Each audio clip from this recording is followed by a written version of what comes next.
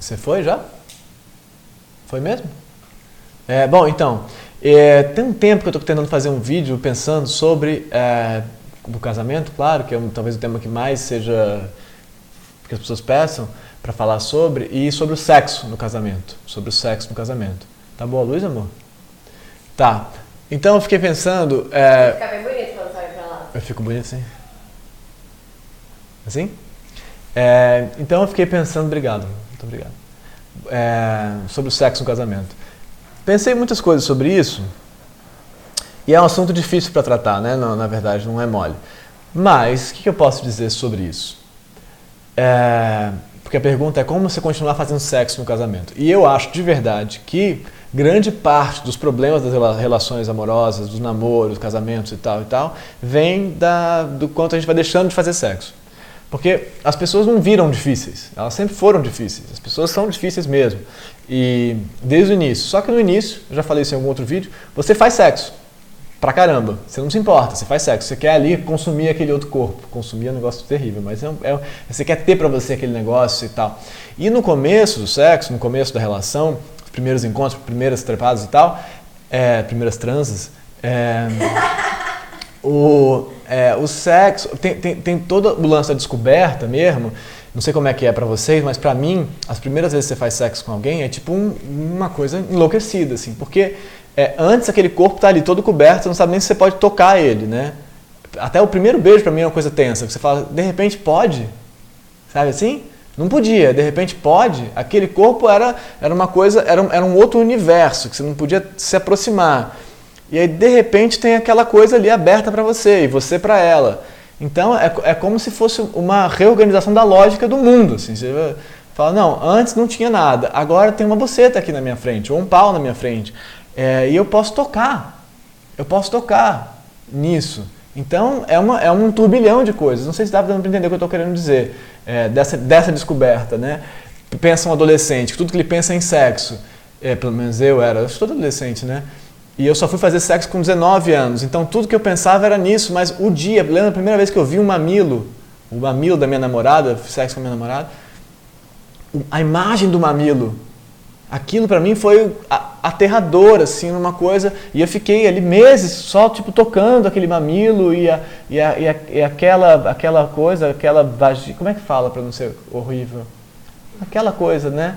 E olhando aquilo, o cheiro daquilo e tal. Então, no começo, tudo isso é muito mágico, assim. Você fala, cara, eu posso ter acesso a isso agora. Eu posso. É incrível. E aí, bom... É linda essa imagem, amor. Né? É lindo isso. Nunca tinha pensado nisso, mas é bem bonito mesmo. E aí eu acho que isso, no começo, quando você está começando a fazer sexo, é muito forte, mas depois, em qualquer primeira trepada com uma pessoa, isso se mantém um pouco, né? Você fala, uau!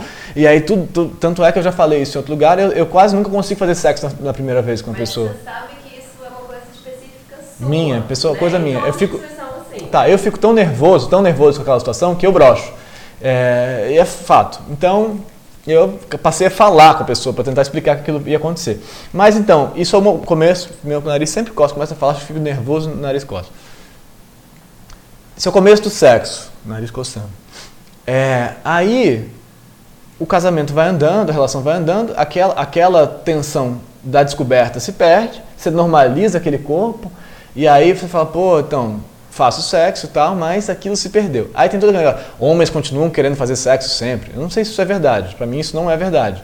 Para mim as pessoas, o desejo baixa dos dois lados, mas tem gente que fala isso, que homens continuam, que é fisiológico, porque homens têm mais produção, homens se masturbam, eles não precisam do sexo com aquela pessoa. Mas enfim, e aí acontece a intimidade, e aí sobre a intimidade que eu queria falar. A intimidade é maravilhosa porque você passa a descobrir uma série de coisas sobre aquele outro corpo e outro sujeito, mas ao mesmo tempo você perde tudo aquilo que era a fantasia, o fantasma, o não saber, a ameaça que o outro te propõe, meu Deus, ele vai vir, não vai vir, ele vai me pegar, não vai pegar, tudo aquilo. E aí o sexo vai perdendo a graça. Acho que isso acontece com qualquer relação. O sexo perde aquele frescor que tinha, aquela potência que tinha daquele jeito. Mas ao mesmo tempo, e aí esse é meu ponto, tem um negócio que acontece que você cria intimidade. Então tudo que era fantasia, fantasma, maluquice, loucura, perversão e tudo aquilo que existia lá, que você não podia falar com aquela pessoa na primeira semana, porque ela ia falar, o que você está falando? Vou embora daqui. E, né, você fala, cara, e se eu fizesse tal parada? Você não pode falar aquilo pra ela, porque ela vai falar, cara, esse cara é meio louco. No casamento, a pessoa tem pouca chance de ir embora. Dá trabalho ir embora. Tem uma casa, tem todo o contrato, tem que desfazer, tem criança e tal e tal. Então você fala, pô, posso arriscar de falar aquele negócio que eu não falaria, entendeu? Posso falar aquilo, posso propor. E a pessoa talvez aceite. Ela talvez assim, ela pode achar estranho, mas ela talvez aceite. Então, o que eu quero dizer? Você tem espaço para operar a sua maluquice no sexo, no casamento. Antes do casamento, lá no começo da relação, muito mais difícil. Faz sentido, amor? Faz sentido, né? Você pode falar as paradas todas, você pode fazer as coisas mais estranhas, você pode ser estranho, você pode ser esquisito, a pessoa pode ser esquisita, você pode topar tudo aquilo, entendeu? Tudo aquilo fica mais aberto, tem dinâmicas e dinâmicas possíveis, que você não precisa só ir lá atuar isso no RedTube, naquela perversão daquele vídeo lá, você pode atuar aqui, no lugar que você está. É maravilhoso, é uma riqueza incrível, só que a gente esquece isso, a gente fala, não, vou guardar as minhas fantasias para as minhas fantasias, aquele outro ali eu vou lá, faço aquele negócio que a gente faz sempre. Não vale a pena, não vale a pena. Utilize o outro e ser utilizado pelo outro, pelas fantasias do outro, é maravilhoso. É uma grande riqueza. Isso é uma coisa que eu queria falar que eu acho que é muito importante. A outra coisa que é importante é que, assim, para continuar fazendo sexo no casamento, tem uma coisa que é séria. E aí esse vídeo pode ficar estranho. Mas é uma coisa que é séria. Quando que você faz sexo com alguém? Quando você deseja aquela pessoa. Então você tem que continuar desejando aquela pessoa.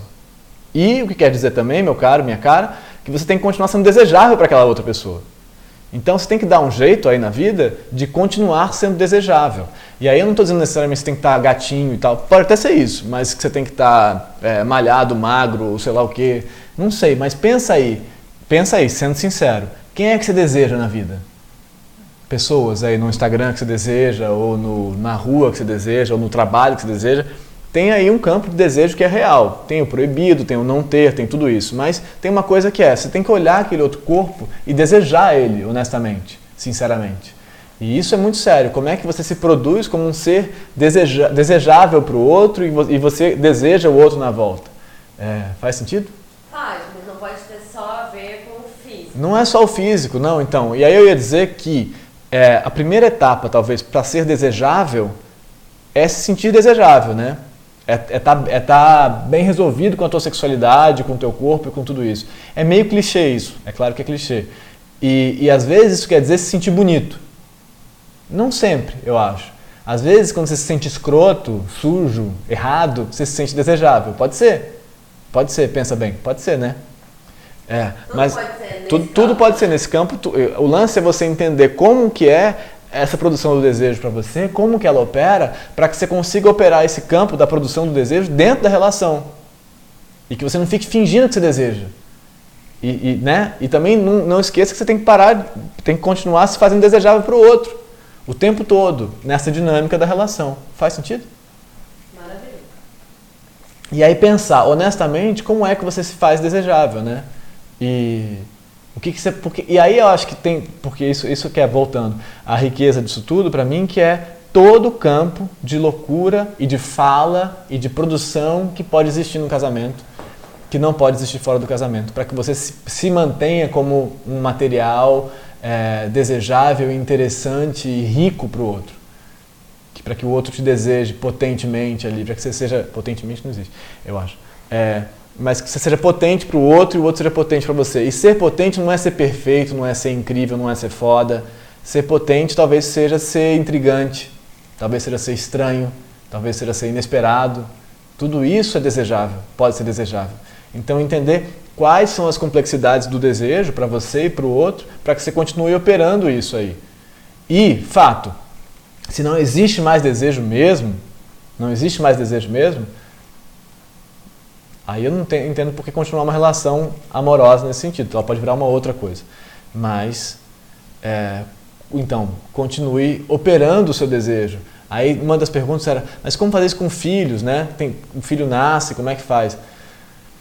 Cara, tem que achar um jeito de fazer, eu acho. Não adianta ter pressa também com você mesmo, né? Porque às vezes o filho ocupa um puto espaço, mas a sexualidade pode estar lá ainda. Tem uma amiga nossa que pariu, uma semana estava trepando já.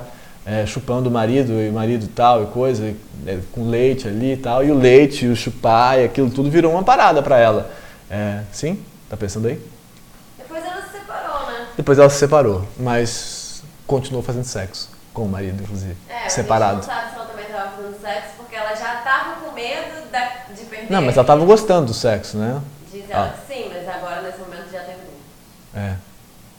Bom, o negócio eu tô falando que talvez o desejo não seja perfeito, não seja limpo, não seja ideal, mas lindo, sei lá, mas como é que você produz ele?